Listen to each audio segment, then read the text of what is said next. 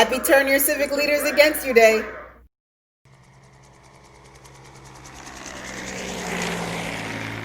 Good afternoon, party people. This is your girl Yael, aka Bluest I've Ever Been, and this is your news with a view. Up first, false alarm.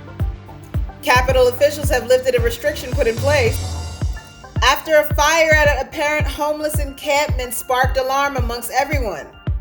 Man, these guys gonna be so trigger happy by the time Inauguration Day roll around.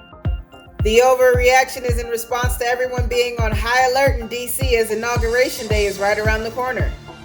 And it don't exactly help that some right-wing Virginia dude tried to sneak in this weekend with some fake credentials. That plus DC police has been working people overtime. It's a recipe for disaster. Speaking of failings, WHO Director General Tedros Adhanom Ghebreyesus is sounding the alarm on COVID vaccine inequality between countries. Ghebreyesus has pointed out that over 39 million vaccines have been distributed to 49 high-income countries, while lower-income countries have only received 25 doses. Is that right?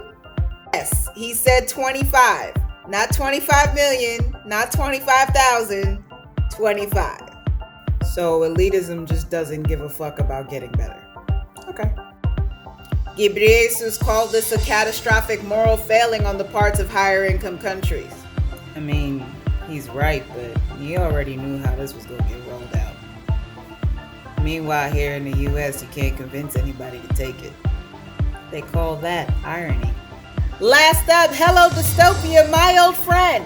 Florida woman and data scientist Rebecca Jones has turned herself in to Florida law enforcement after they issued a warrant for her arrest. For those of you unfamiliar with her case, Jones was fired from the Florida Department of Health after criticizing Governor Rick DeSantis and his administration for covering up the full extent of the coronavirus pandemic in Florida. Nice to know the Florida man phenomenon extends to the top. Jones said she turned herself in to stop police from harassing her family. Given what we saw January 6th and at the anti-masker displays, I can believe it. It's Florida. Jones claims she was originally fired after failing to falsify data on the COVID pandemic. You know, living in a young adult novel is not nearly as exciting as I thought it would be. Mostly overwhelming.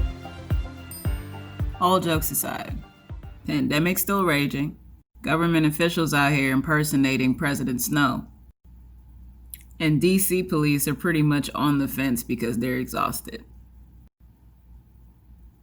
And to top it off, today is Martin Luther King Day. Now, why is that last part important? Because this holiday is largely a farce, perpetrated by the country who martyred him, and then corrupted his message and turned it into something to be used against the populace that he once fought for. And I can't help but think that if he were alive today, he'd probably issue the same refrain that he did shortly before he died. We have fought hard and long for integration, as I believe we should have, and I know that we will win, but I'm coming to believe that we're integrating into a burning house.